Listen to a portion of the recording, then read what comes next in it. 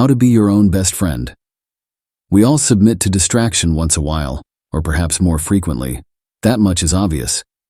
It's rarely the lovely distraction of a gaze out the window at a vivid sunset, but more likely an altogether less engaged gawp at the glass of a glowing screen. Even without an external prompt, buzz, or beep, we routinely relent to the impulse of diverting our concentration from something else. It isn't just electronics we reroute towards, of course. Distractions get grander when what we want to be distracted from looms larger. We might travel to far-off lands as a means of getting away from it all, for example. But what is it we're getting away from? What is distraction relieving us of? In answer to these questions, you might come up with a long list. Work, relationships, accommodation, money, health, and any other manner of worry or difficulty might feature. But what if it was none of those things? What if the thing we're most trying to distract ourselves from is ourselves? Some supporting evidence for this comes from the aforementioned example of travel. We look forward to getting away, seeing it as a remedy to whatever is going on at home, but often, our imagined experience of serenity in another location doesn't materialize. Socrates had a wonderful explanation for this misjudgment, as Seneca quotes in his Moral Letter 28. Why do you wonder that globe-trotting does not help you, seeing that you always take yourself with you?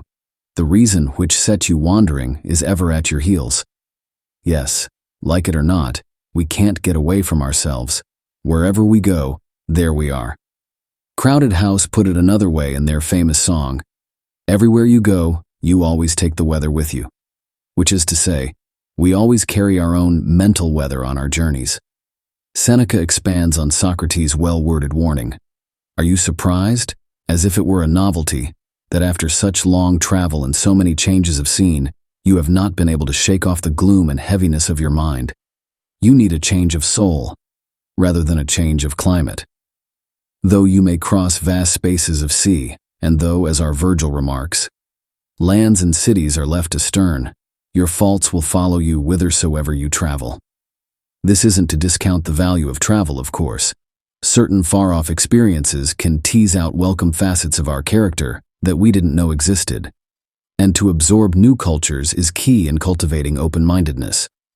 The point is that through distraction, whatever form it may take, we seek to go somewhere else, and in doing so to leave ourselves behind, to deal with whatever situation seemed unacceptable to us. If we are to accept Socrates' advice and acknowledge that this simply isn't possible, that we'll always be with ourselves, then we are left with one strange but beautiful task: to become our own best friend. If we achieve this, we can stay or go. We can persist through difficult moments knowing we'll offer support to ourselves, and we can absorb new experiences for what they are rather than attaching the goal of escapism to them. We can be comfortable in our own company and face up to whatever is going on. Instead of seeking retreats elsewhere, we can create one within ourselves. From Meditations, Marcus Aurelius. People try to find retreats for themselves in the countryside, by the sea, and in the mountains. A marked longing for such a haven has been a habit of yours too. But nothing could be more unphilosophical, given that you may retreat into yourself whenever you want. There's no retreat more peaceful and untroubled than a man's own mind, and this is especially true of a man who has inner resources, which are such that he has only to dip into them to be entirely untroubled, and by untroubled I mean composed. So never stop allowing yourself to retreat there and be renewed. Make sure that these inner resources are concise and fundamental, so that when they present themselves to you, they are immediately sufficient to wash away every vexation once more, and to send you back, without resenting whatever it is that you're returning to. It sounds appealing, but how do we do it? How do we extinguish the urge to get away from ourselves, or even find ourselves, and instead create ourselves and befriend ourselves? Although there can be no golden set of prescriptive steps for this, I believe it starts by noticing our distractions. Using them as a signal that we are not in harmony with ourselves, we can gently return to reality and start a process of helping ourselves in the way that any best friend would. And rather than try to solve everything immediately, a savvy best friend will guide us into asking ourselves better questions, that we may arrive at a solution that is specific to us.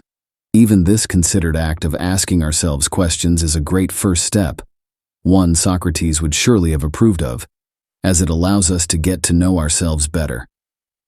How can you ever be best friends with someone without knowing them better? Here are 4 friendly questions to consider when life leaves you longing for distraction. 1.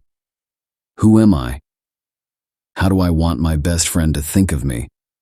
This fundamental question prompts due consideration for what we value, giving us guidance on what to prioritize and what to pursue. Through a steady base of principles, we create ourselves rather than find ourselves. If we don't establish our center of gravity within ourselves to begin with, it will leave us constantly off balance and regularly seeking distraction from what we think we can't handle. The actions that follow on from your principles show the type of person you are, the type of person your best friend would be proud to know. 2. What am I struggling with? How would my best friend describe the problem I'm facing? If we catch ourselves in the midst of distraction, it will be useful to understand exactly what it is we can't face in our own company.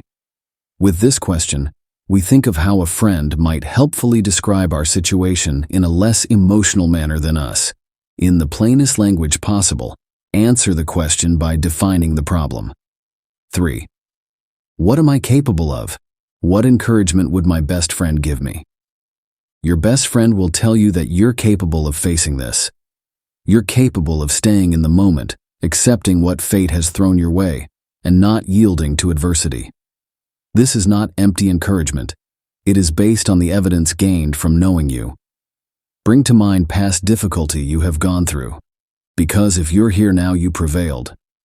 4. What small action do I control? What simple advice would my best friend offer? Your best friend will offer practical, manageable advice. They will tell you to focus on one thing at a time and to disregard the elements that are not within your control. Work out what your first step is and take it. It's important to note that this isn't a call to face everything in life alone.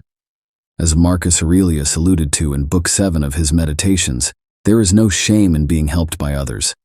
But that help will be all the more effective if we aren't battling with or running away from ourselves to begin with. So, when life gets hard and distractions become tempting, when it seems like getting away is the answer, start asking questions. And, as any best friend would do, stick by your own side. Seneca said, "Meanwhile, I owe you my little daily contribution. You shall be told what pleased me today in the writings of Hecato. It is these words, 'What progress, you ask, have I made? I have begun to be a friend to myself. That was indeed a great benefit.' Such a person can never be alone. You may be sure that such a man is a friend to all mankind." If you liked this video, please share it with someone who might benefit from it, and subscribe to our channel